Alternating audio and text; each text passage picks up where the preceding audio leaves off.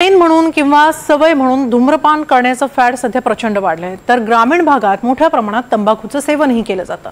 मात्र धूम्रपानामुळे देशात वर्षात किती मृत्यू होतात याची आकडेवारी पाहिली तर धक्का बसल्याशिवाय राहत नाही। पाहूया या संदर्भातला एक सविस्तर रिपोर्ट।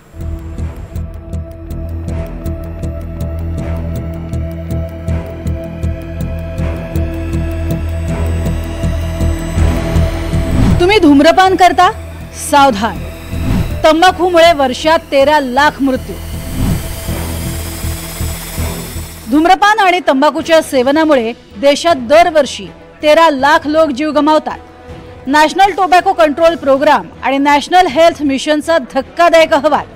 तंबाखू उत्पादनात भारत जगातील 3रा तर तंबाखू सेवनात 2ऱ्या क्रमांकाचा देश। तंबाखूचं सेवन किंवा धूम्रपान कोणकोणत्या आजारांना कारणीभूत ठरतं? महिलांमध्येही धूम्रपानाचं प्रमाण वाढलं। आरोग्यासह प्रजनन क्षमतेवरही परिणाम। तुम्ही धूम्रपान करता? सावधान, तंबाखूमुळे वर्षात 13 लाख मृत्यू। तुम्ही धूम्रपान करता? मग कान देऊ नका आणि डोळे उघडे ठेवून पहा। धूम्रपान आणि तंबाखूच्या सेवनामुळे दरवर्षी भारतात 13 लाखापेक्षा जास्त नागरिकांचा मृत्यू होतो। हे आम्ही सांगत नाही, तर नॅशनल टोबॅको कंट्रोल प्रोग्राम आणि नॅशनल हेल्थ मिशननं एका अहवालात म्हटलंय, ज्यात स्पष्टपणे सांगितलंय की देशात 13,50,000 नागरिकांचा मृत्यू केवळ तंबाखूच्या सेवनामुळे होतो।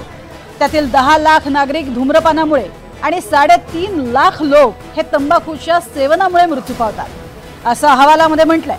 भारत हा जगातील 3ऱ्या क्रमांकाचा तंबाखू उत्पादक देश आहे। त्याचबरोबर तंबाखूचं सेवन करणारा जगातला 2रा देश म्हणूनही भारताची ओळख आहे। त्यामुळे आता देशातील नागरिकांचा धूम्रपान करण्याबाबत विचार करावा लागेल, असं आवाहन जे रुग्णालयाचे सह अधिष्ठाता रणजित माणकेश्वर यांनी केलंय। प्रेडिक्ट करतं, म्हणजे त्याला काय म्हणू मराठीत आपण, ते प्रेडिक्ट करतं की अक्यूट हार्ट अटॅक ज्याला म्हणतो आपण, जे एकदम आपण बघतो तरुण लोक एकदम हार्ट अटॅकनी मरतात, त्याचं कारण एक स्मोकिंग आहे। दुसरे प्रकारचे कॅन्सरही होतात ज्याच्याबद्दल लोकांना माहीत नाही। पॅनक्रियाटिक कॅन्सर, इसोफेगस जे इथलं असतं तिथलं कॅन्सर, तर हे सगळे कॅन्सर सुद्धा होतात। पण फक्त कॅन्सर नाही, स्ट्रोक्स जसं तुम्ही म्हणताय, निकोटीनचे इफेक्ट, निकोटीन हा त्यातला एक जो पदार्थ असतो, निकोटीनचा इफेक्ट सगळ्या ऑर्गन्सवर होतो। असा एकही ऑर्गन नाही आहे ज्याला निकोटीन सोडतो। तर त्याच्यामुळे स्ट्रोक्सही होतात आणि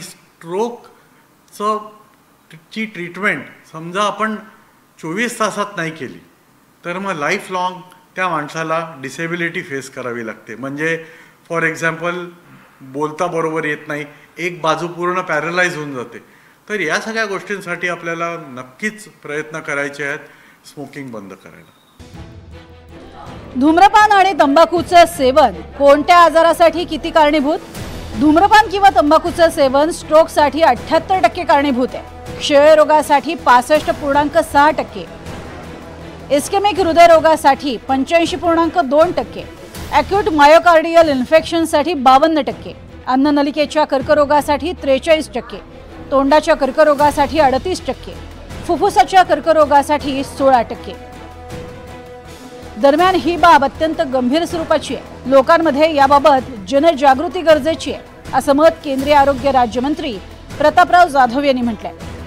हे बघा, आपला सर्वांना माहिती आहे की कॅन्सर तंबाखूमुळे होतो, स्मोकिंगमुळे होतो आणि अनेक वेगवेगळ्या कारणामुळे असं होतं की आज आपण पाहतो महिलांमध्ये सुद्धा कॅन्सर मोठ्या प्रमाणामध्ये डिटेक्ट होत आहे। त्यांच्यामध्ये काही हे प्रमाण नाही, पण निश्चित रूपानं तंबाखू असेल, सिगारेट असेल, हे याच्यातून आपल्या भारताला मुक्त करण्यासाठी ही जगाची चिंता आहे। आणि म्हणून जगाने सुद्धा WHO सगळ्यांनी मिळून हा प्रोग्राम जाहीर केला की 2030पर्यंत संपूर्ण जगाला तंबाखू मुक्त करायचं आहे म्हणून। पण आपल्या पंतप्रधानांनी ते चॅलेंज 2025पर्यंतच तंबाखू मुक्त करण्याचं संकल्प केलेला आहे। त्या दृष्टिकोनातून अभियान आपलं चालू आहे। आजही आपण इथं गेले तर त्याचा एक स्टॉल इथे लागलेला आहे। धकाधकीच्या आयुष्यात तरुणाईमध्ये धूम्रपानाचं प्रमाण वाढतंय। पुरुषांसह महिलांमध्येही धूम्रपानाचं प्रमाण वाढत चाललंय। त्यामुळे महिलांच्या प्रजनन क्षमतेवरही याचा परिणाम पाहायला मिळतोय। आशिया स्थित केंद्र आणि राज्य सरकारनं याकडे विशेष लक्ष देणं गरजेचं आहे। नाहीतर तंबाखूच्या विळख्यात अडकून पिढीच्या पिढी बर्बाद होण्याची शक्यता आहे। देशात सिगरेट सेवनाचं प्रमाण मोठ्या प्रमाणात वाढलेलं आहे आणि यामुळे 13.5 लाख लोकांचा मृत्यू होतोय अशा पद्धतीची धक्कादायक आकडेवारी समोर आलेली आहे। 5 पैकी 1 मृत्यू हा सिगरेट आणि तंबाखूजन्य पदार्थांमुळेच होतो अशीही माहिती समोर आलेली आहे। भारत देशात मोठ्या प्रमाणात तरुणाई आहे आणि 15 वर्षाखालील तरुणसुद्धा सिगरेटचं सेवन करतोय अशा पद्धतीची माहिती या अहवालात आलेली आहे। यामुळे जर या गोष्टींकडे गांभीर्यानं सरकारनं पाहिलं नाही तर येणाऱ्या काळात हा आकडा अधिक वाढण्याची भीती आहे। व्हिडिओ जर्नलिस्ट गौरव नाईकसह विशाल पाटील, NDTV मराठी, मुंबई।